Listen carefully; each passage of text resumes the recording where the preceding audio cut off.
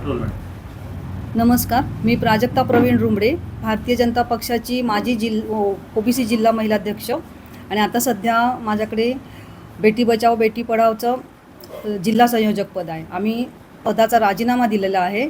तुम्हाला सर्वांना माहीतच आहे, जसं की महायुतीमध्ये रत्नागिरीमध्ये 32 सीट्सपैकी फक्त 6 सीट्स या भारतीय जनता पक्ष, जो देशामध्ये एक नंबर पक्ष मानला जातो आणि आहेच, जगामध्ये ज्या पक्षाचं नाव मोदींनी उंचावलं आहे, महासत्ता 3 नंबरची महासत्ता होऊ घातलेला देश आहे, इतका मोठा पक्ष असताना रत्नागिरीत इतकी हालाकीची परिस्थिती का, याबद्दल आम्हाला संभ्रम आहे.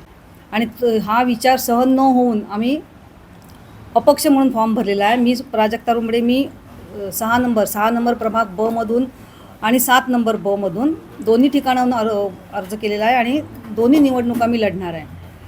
जेव्हा भारतीय जनता पक्षामध्ये कोणी नव्हतं ह्या 6 नंबर प्रभागामध्ये, तेव्हा गेली 10 वर्ष आम्ही इथे, मी पदाधिकारी आहे, कार्यकर्ते आहे, लोकांच्या समस्या निवेदनाद्वारे वरिष्ठांपर्यंत पोहोचवण्याचा प्रयत्न केलेला आहे. आणि अशा परिस्थितीत कार्यकर्ते पदाधिकारी असताना बाहेरून उमेदवार देऊन उमेदवारी दिली गेलेली आहे. याचा आम्हाला प्रचंड दुःख आहे, निराशा आहे आणि ह्याच्यातूनच आम्ही अपक्ष म्हणून लढण्याचा निर्धार केलेला आहे. आणि दुसरं म्हणजे मी आता आम्हाला अपक्ष म्हणून आमचं चिन्ह हे 26 तारखेला मिळणार आहे. तर हा अन्याय आमच्यावर का? बाकीच्यांना सर्व AB फॉर्म मिळालेल्यांना कालच, म्हणजे जेव्हा छाननी झाली तेव्हा कालच चिन्ह मिळालेलं आहे. त्यांनी ते चिन्ह पोचवायला सुरुवात केलेली आहे आणि आम्हाला फक्त 26 तारखेनंतर 4 दिवस मिळतात. तर मी जिल्हा निवडणूक कार्यकारी आणि राज्य निवडणूक आयोगाकडे तक्रार केलेली आहे की आम्हाला चिन्ह लवकरात लवकर या 2 दिवसात मिळावं. तर ती सुद्धा आमची मागणी आहे महत्त्वाची.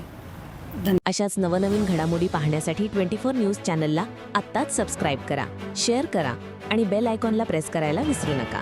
आणि हो, तुमची प्रतिक्रिया देखील कॉमेंट बॉक्समध्ये नोंदवा.